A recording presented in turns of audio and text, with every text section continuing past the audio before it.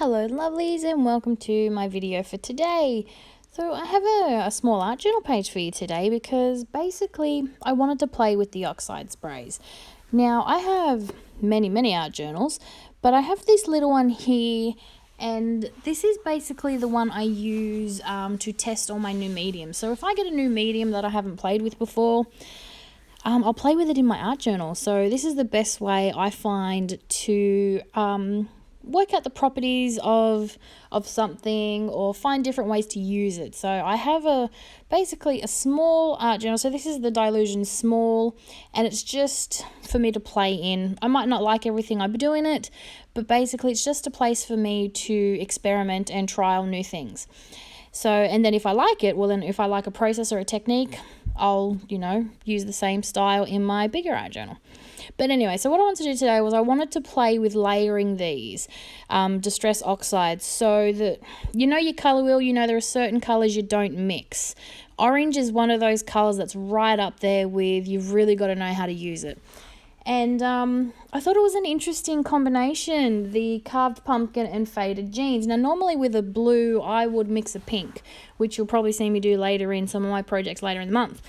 But I really wanted to give this orange a go because it's so bright and it's fabulous. Now, something you need to know about these oxides is because of the pigment in them, you can layer them and they're not going to react like normal colours do. So normally a translucent blue with an orange just isn't going to work. But as you can see, the more I layer this blue on top of the orange, it's keeping its colour. It's retaining its blue colour. It's not turning to mud, or there are faint hints of green in there. But if you have a look, once I dry it and then layer on top of the dry part, and keep layering the blue, that blue is just becoming much more noticeable. So the good thing about these is you can layer them in ways that you can't do with a dye ink. And that is one of the really good properties of the Distress Oxide. So these have become one of my new favourite mediums to play with. I've had the ink pads. This is the first time I've had the sprays. And I really enjoy playing with them.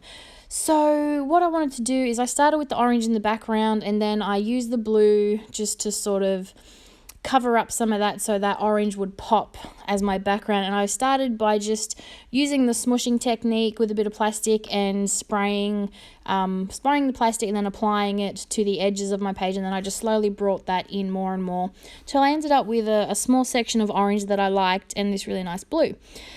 And then I added some details in the background. So I've used the stencil. First I spritzed water through it. So because these are water reactive, it left me with a nice little ghost image of my stencil. And then I spritzed some more of that blue through it.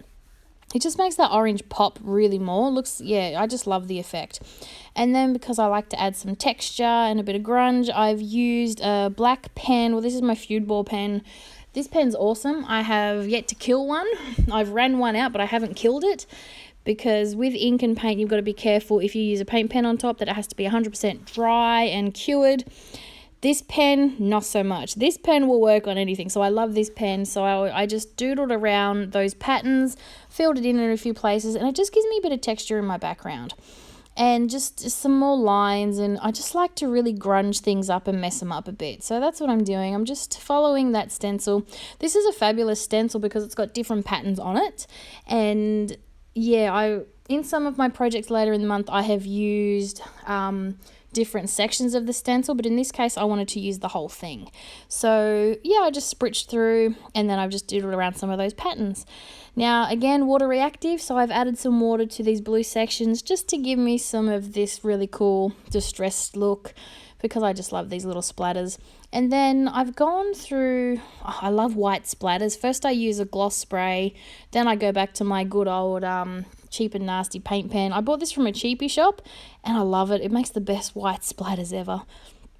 So I've gone through the bits and pieces, the ephemera, and I found this really cool brave that I thought would make a really good focal point. And this is just, I'm going to write be brave, and then underneath it, I forget what it says, something about embrace the journey. So that's my page. So like I said, I tend to use this journal to experiment and to play, and that's what this page was all about. So I hope you like it. Thanks for watching. I'll be back real soon. Bye for now.